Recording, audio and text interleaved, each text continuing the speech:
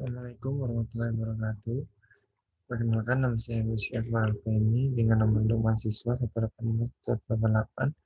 Tugas ini adalah tugas dari mata kuliah Pendidikan dan Komunikasi Universitas Islam Indonesia. Tugas ini bertopik permasalahan terkait bidang teknik sipil.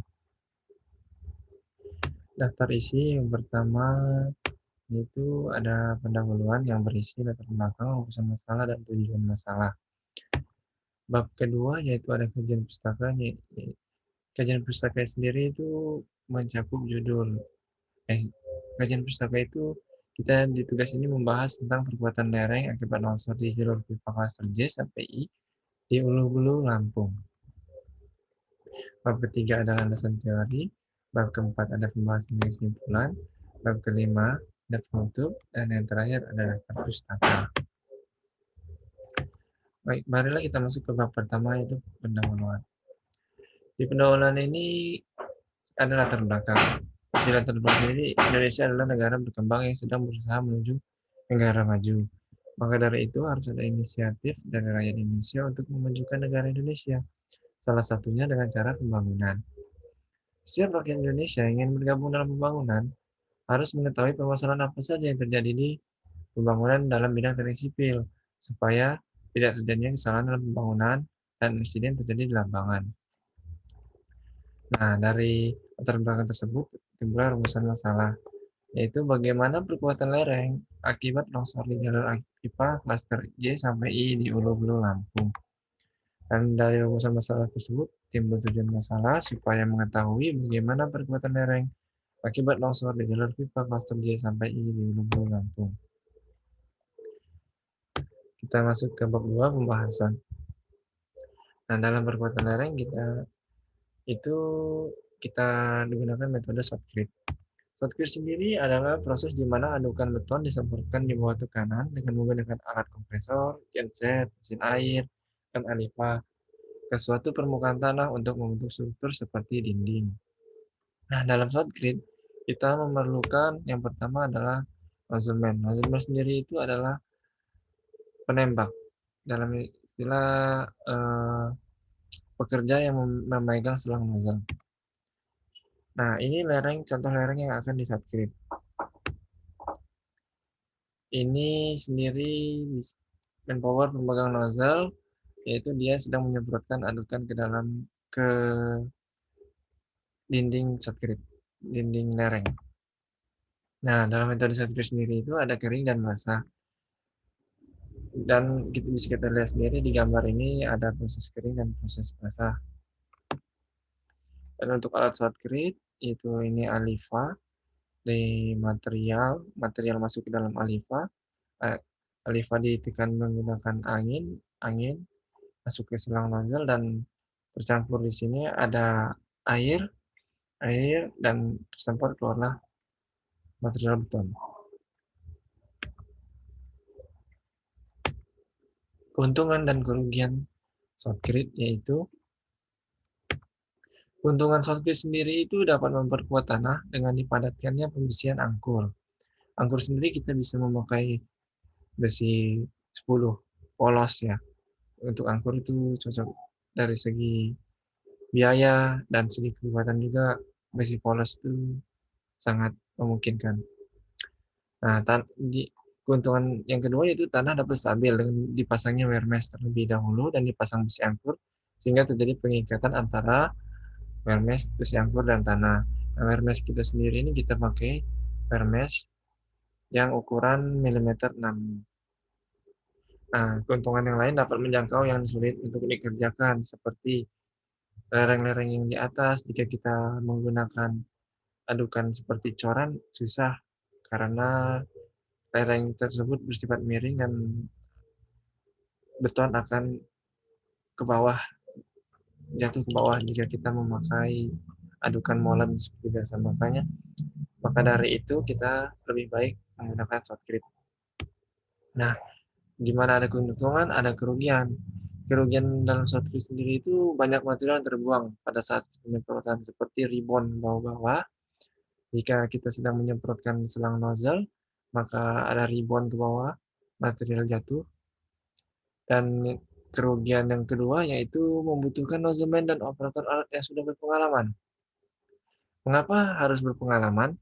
Karena jika tidak, operator yang awam akan menyebabkan keluar material itu tidak stabil dan material akan mampet di selang. Dan jika nozzleman-nya tidak berpengalaman, maka hasil dari semprotan itu tidak maksimal dan akibatnya akan membuang banyak material. Dan kerugian yang lain itu biaya penyewaan alat sopir ini sangat mahal karena ada beberapa alat kan seperti aliva, genset, kompresor, mesin air, toren air dan segala macam. Nah, persiapan sebelum memperkerjakan sopir yang pertama adalah kita mempersiapkan lahan atau land clearing.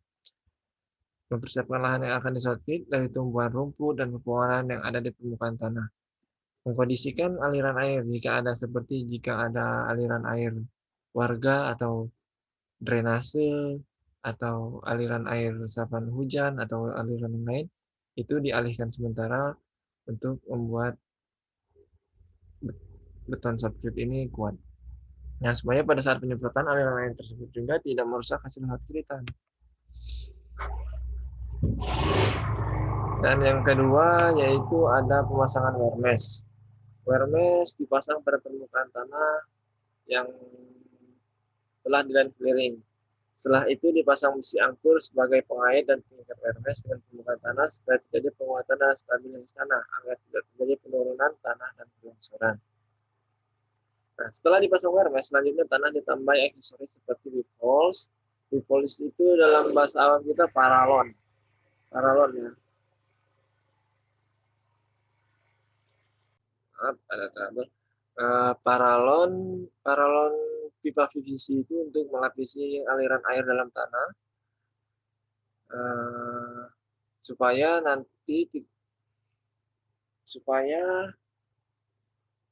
dengan ditancapkan ke dalam permukaan tanah kira-kira 5 cm, pemasangan weep-holes ini bertujuan untuk supaya aliran air yang terjadi di dalam tanah keluar melalui dinding yang telah disongkrit.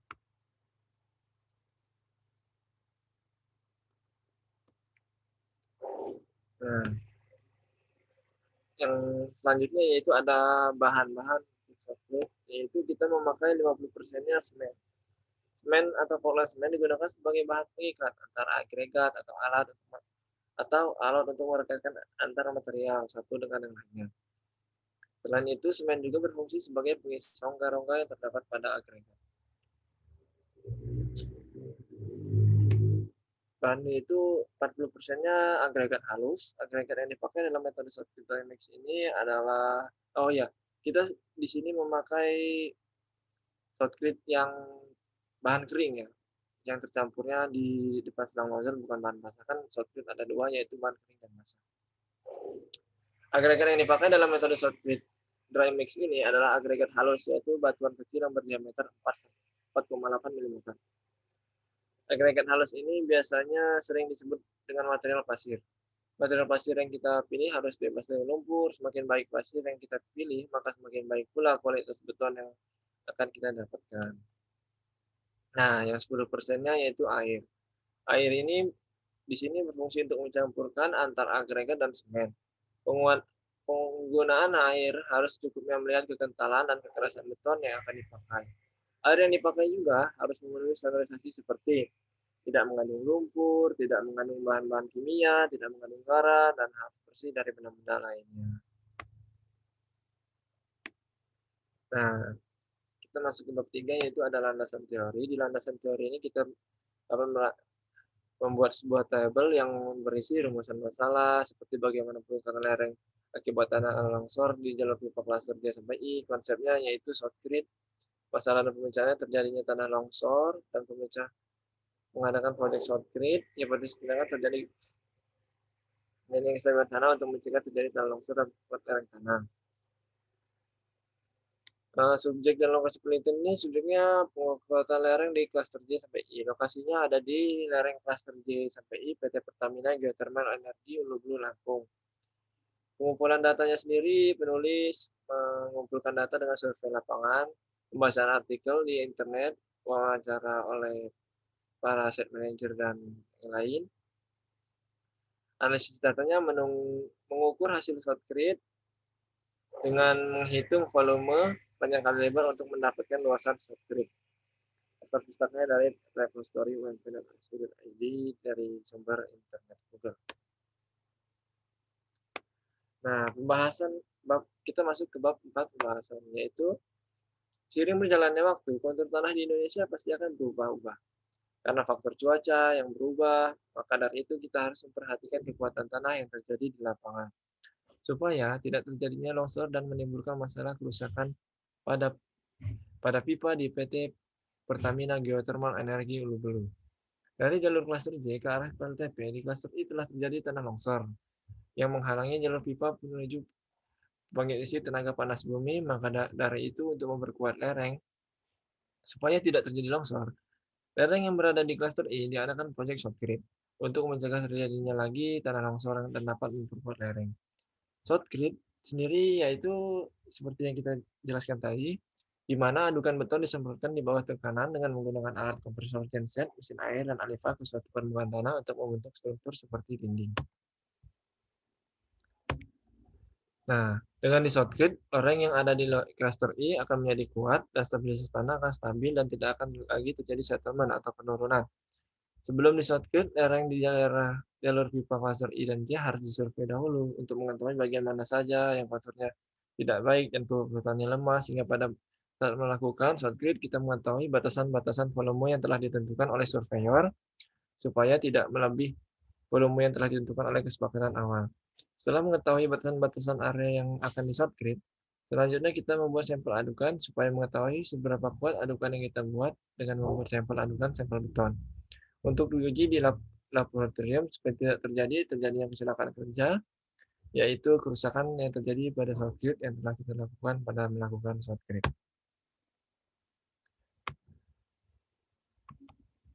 Nah, yang kelima yaitu penutup. Kesimpulan berdasarkan makalah yang telah penulis susun, maka penulis dapat menyimpulkan bahwa perkuatan lereng di area klaster I sampai J PLTP Hulu Belu, Lampung sangat berguna untuk memperkuat stabilisasi tanah yang akan terjadi penurunan akibat faktor cuaca, supaya menghindari kelongsoran yang akan mengenai pipa dan merusak sistem pembangkit listrik tenaga gas bumi. Dan juga supaya tidak akan terjadi musibah kecelakaan di daerah klaster I. Penelitian penulis ini bertujuan untuk mengetahui bagaimana sistem perkuatan tanah di area klaster I sampai J PLTP Hulu Belu, Tengah Lampung. Dengan dilakukannya ShotCrete, lereng di daerah klaster I akan mencegah stabilisasi tanah pada kontur yang sangat tidak stabil dan kekuatan tanah yang labil. Penulis mendapatkan data ini berasal dari karena penulis bekerja langsung pada ShotCrete ini. Berhubung pemerintah menetapkan sistem kuliah daring, maka penulis memutuskan untuk menerapkan ilmu sipil yang penulis dapatkan untuk diterapkan di lapangan. Sehingga penulis harus lebih biasa untuk mengatur waktu antara kuliah dan bekerja. Saran yang dapat penulis sampaikan kepada para pembaca adalah kita sebagai rakyat Indonesia harus bisa mengetahui kontur tanah dan stabilitas tanah untuk mencegah terjadinya bencana tanah longsor dan terjadinya bencana lain akibat tanah. Nah, yang selanjutnya yaitu ada daftar pustaka. Pustaka sendiri penulis dapat dari Google, bisa dicek sendiri di www.teroris.wordpress.com.